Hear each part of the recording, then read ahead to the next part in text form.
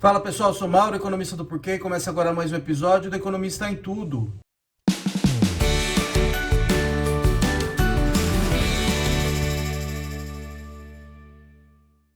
Hoje eu vou falar de crise hídrica. O governo na semana passada meio que ligou a luz amarela, tá chovendo muito pouco, e aí tá tendo ameaça de falta de energia e até falta de água, por exemplo, para a agricultura. Tá?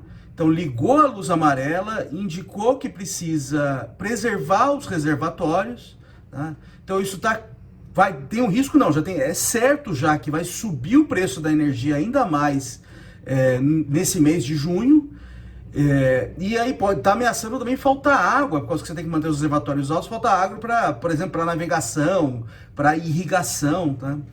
Isso aí assim, a gente a economia sofreu muito com a pandemia, ela vem num processo de recuperação e os dados que estão começando a aparecer já do primeiro trimestre são muito bons. Então vai ter revisão para cima, por exemplo, nas expectativas de crescimento, e aí o dado do PIB deve sair agora, o dado do PIB que vai sair agora na terça-feira deve vir um resultado bom, e isso aí cria uma ameaça para a recuperação, né?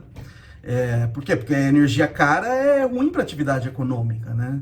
E também, por exemplo, a gente olha para a agropecuária, que durante o ano da pandemia deu uma segurada ali na queda do PIB, porque foi bem, né? Também é ruim, né? Por causa que a ameaça de faltar água também é um problema para esse setor, que é um setor dinâmico na economia brasileira. Então, isso aí cria um risco adicional para o processo de recuperação da economia brasileira e tem um risco adicional para a inflação, né? Ainda que o preço da energia vai subir, e o Banco Central já meio que alertou isso nos últimos comunicados, quando decidiu o que vai fazer com a Selic, né?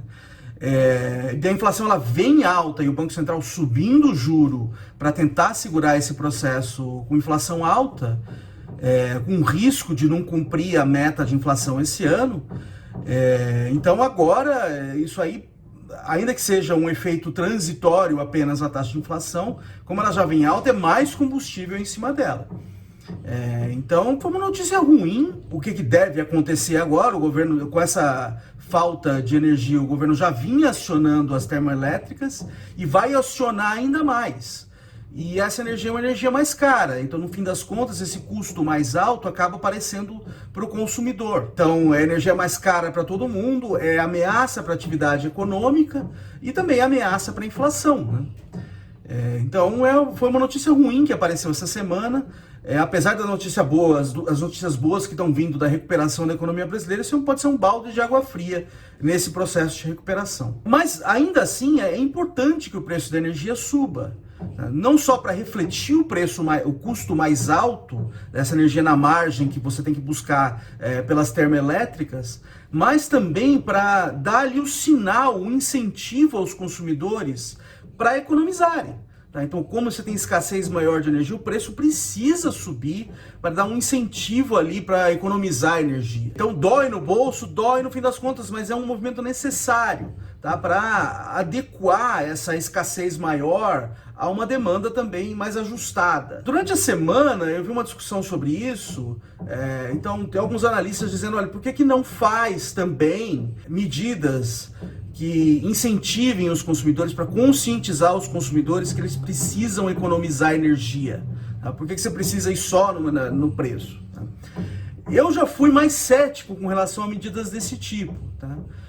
Mas com a crise hídrica que aconteceu em São Paulo, e eu morava em São Paulo naquela época, eu mudei minha opinião. Tá? Eu acho que essas medidas elas funcionam sim. Tá? Elas são importantes, elas funcionam sim. Tá? Dessa forma você poderia convencer a população, olha, cada um faz um pouco de sacrifício para não precisar acionar tanto as termoelétricas e que o custo da energia não suba tanto. Então é uma história de esforço coletivo.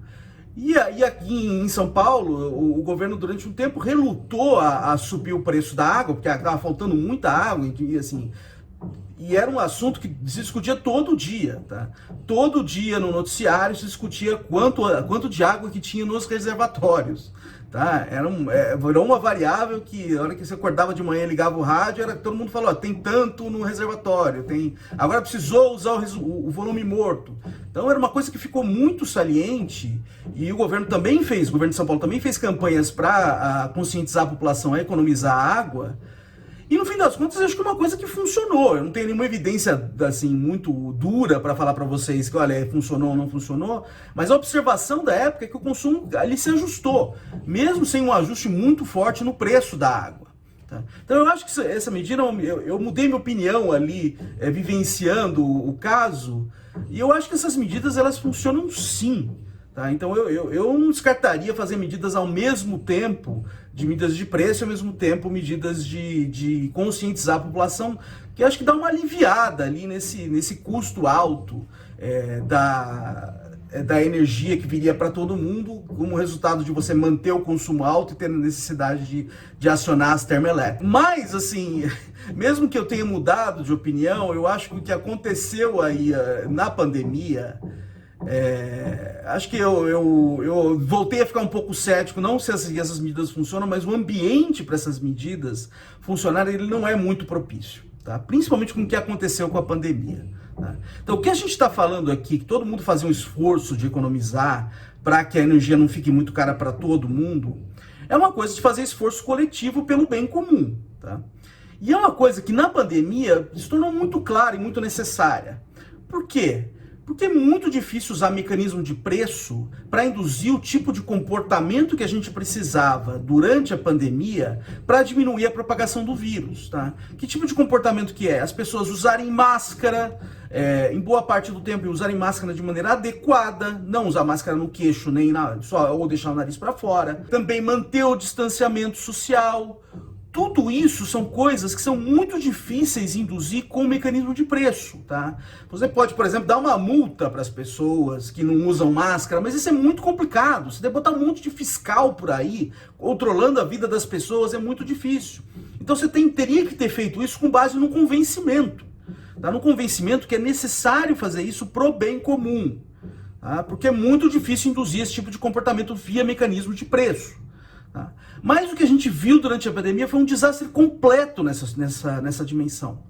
Por quê? Porque você tinha governantes, especialistas, governantes e autoridades mandando mensagens totalmente trocadas. E aí fica muito difícil convencer a população se o político X fala uma coisa, o político Y fala outra. Principalmente se vem lá do topo, se vem até, por exemplo, da presidência da República. Então esse tipo de mensagem trocada dificulta que você conduza o comportamento das pessoas no sentido de você ter atitudes que levem a uma melhora coletiva. Tá? Porque aqui não tem mecanismo de pressão, o mecanismo de pressão ele é muito limitado em induzir comportamento. Tá? Agora, voltando ao problema da energia, tá? Como eu disse, eu acho que essas medidas mais, como a gente chama na economia, mais soft, elas funcionam, mas o ambiente aqui é tão não propício a isso que eu tenho minhas dúvidas, tá? O que vai garantir se a gente começar a fazer uma campanha de fato bem ampla, para as pessoas economizarem energia, para prevenir esse aumento de custo?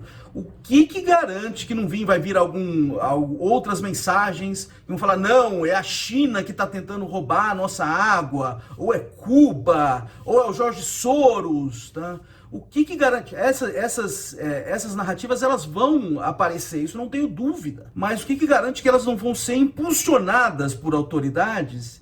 E isso vai ficar muito difícil para as pessoas ajustarem o seu comportamento a isso, porque elas não sabem mais em quem acreditar. Tá?